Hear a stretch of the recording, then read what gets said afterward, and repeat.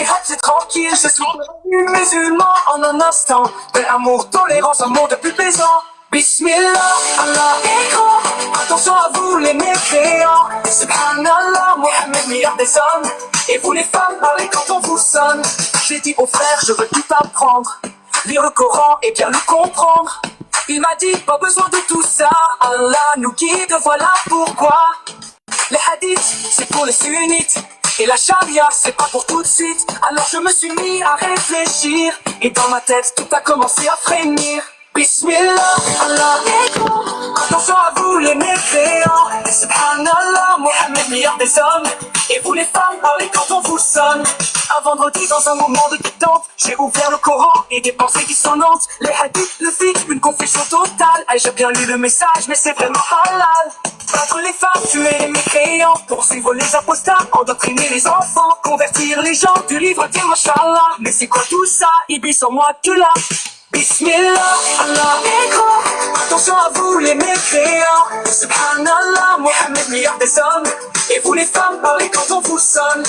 Épouser des fillettes, dénoncer un frère, encourager l'esclavage, tout ça, ils en sont fiers. Hadith, Coran, doctrine de l'imam, c'est évident, bienvenue dans l'islam. Ignorance, obscurantisme, insolence et fanatisme sont les piliers de cette foi islamiste. C'est pourquoi je suis devenu chétaniste. Bismillah, Allah est grand. Attention à vous les mécréants. Subhanallah, Mohammed, meilleur des hommes. Et vous les femmes, parlez quand on vous sonne. Moi Iblis, roi des mécréants, chevalier athée. Venez dans nos rangs, menace, intimidation, c'est tout ce qui leur reste. Sortez de ce dogme qui est pire que la peste. Iblis, Iblis est une âme. Attention à vous les pendants de l'islam. Subhan Iblis, le shaitan vous garde. Et vous les femmes, garant de notre sauvegarde.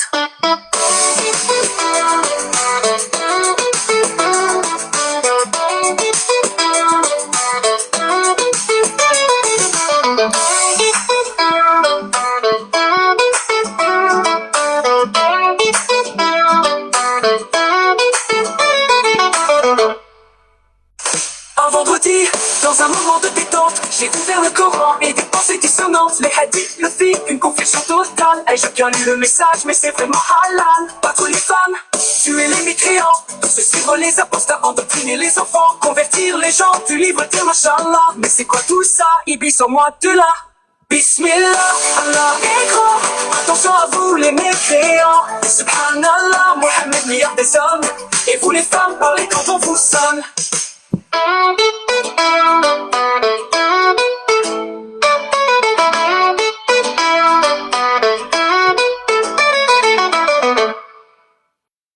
Yo, salut Haïdar. Hey, ça va? T'es le premier à monter, ça roule après cette reprise de live, après cette tentative de pragmatisation numérique. Good.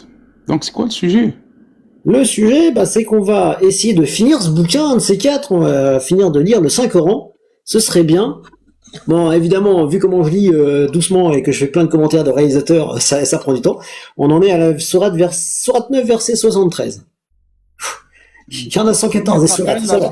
Comment il s'appelle la sourate 9? Comment il s'appelle la sourate? Ok, on découvre ensemble, c'est quoi la sourate? La 9, c'est At-Tawba, le repentir. Ok, tu sais dans quel contexte elle a été révélée, Tawba? Non, quelque part, je m'en fous. Non, c'est pas que tu t'en fous, écoute.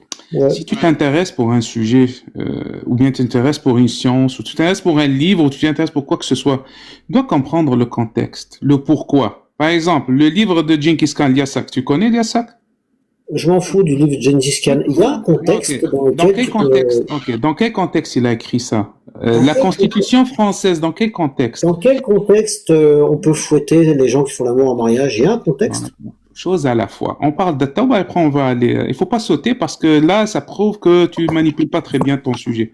Donc si on reste dans la Tawba. Manque-moi de respect encore une fois et je te fais une putain de John Wayne. Est-ce que je me suis bien fait comprendre? Ah là, tu pleures là, t'as peur là. Hein. Tu trembles là, tu veux me faire descendre parce que t'as peur de continuer le sujet. Non, j'en ai rien à foutre de toi. Parce que là, t'es en train d'essayer de m'empêcher de dire ton putain de 5 Coran. Non, moi, je comprends que ça fait peur. Oui. Donc, Alors, dans quel contexte cette dans tauba a quel été contexte on révélée? fouette le fornicateur et la fornicatrice? Ok, attends, chose à la fois. On parlait de tauba. Après, on va aller au fornicateur. Dans quel Je contexte cette vais tauba? te la poser 3 fois cette Non, question. non. La question était tauba. Change pas de question. T'as peur, c'est ça. Dans quel T'as peur. contexte on fouette T'as le peur, fornicateur et la un. T'as peur, fornicatrice? un, de répondre. T'as peur, deux, de On répondre. fouette le fornicateur et la Et t'as fornicatrice. peur, trois, de répondre. Et Dans là, quel ouais. contexte on fouette le fornicateur et la Ah, fornicatrice? c'est ça. T'as peur. Voilà. Vas-y, mets un commentaire que je puisse te bloquer. Vas-y, fais-moi ce plaisir.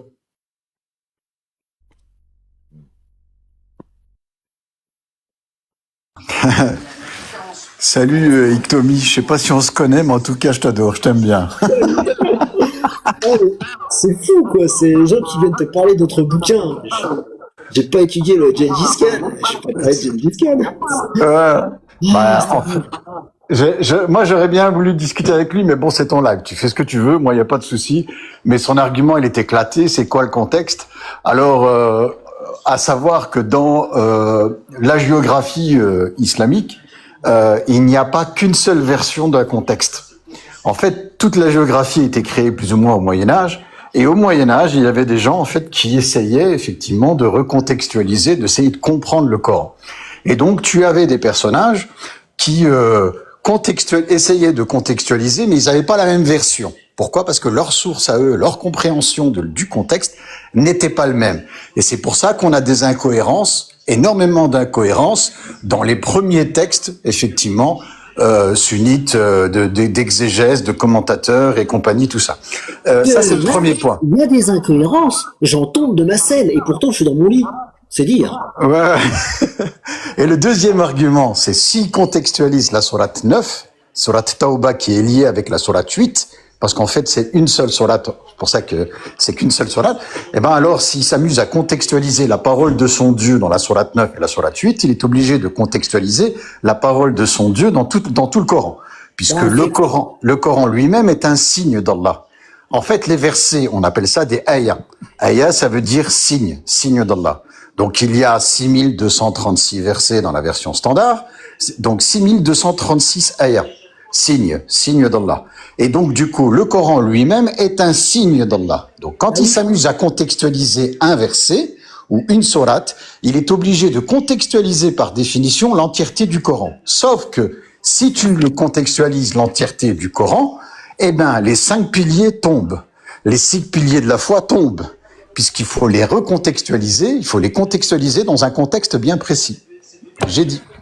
Et c'est ce que je dis. À chaque fois qu'on parle de contexte, je le prends comme une insulte personnelle, une insulte à mon intelligence. Absolument. Une insulte à l'intelligence de la personne qui me dit ça.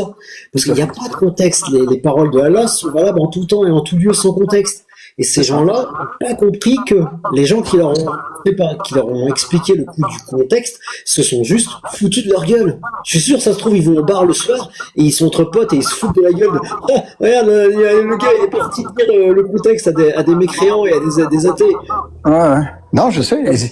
S'il veut contextualiser le Coran, il n'y a pas de problème. Alors on contextualise l'interdiction de manger du porc.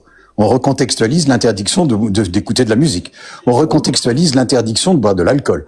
On recontextualise la prière. On recontextualise le ramadan, le pèlerinage. On peut tout recontextualiser puisque justement le Coran est un signe. C'est comme si c'était un seul verset. Voilà. Ces gens sont stupides. Ils sont stupides. Non, ils sont endoctrinés, c'est pas pareil. Ouais, bon, enfin oui. Celui qui est monté est un stupide. Parce que sérieusement, En fait, je dirais, regarde, tiens, supprimer Iktomi FR2, le contenu du live de Iktomi FR2, donc c'est-à-dire l'image à côté, aborde des thèmes qui peuvent mettre certaines personnes mal à l'aise. Bon, ça fait 5 minutes qu'on est en live, on va le relancer ce live. Vas-y. La musique, j'ai adoré le morceau de musique, merci. T'inquiète pas, il y aura un mec qui dit ça, Chétan, il en fait plein, et à chaque fois qu'on relance le live, musique. Allez, on y retourne. Alors, je vais supprimer Iktomi FR2, oui, et du coup, je vais couper le live.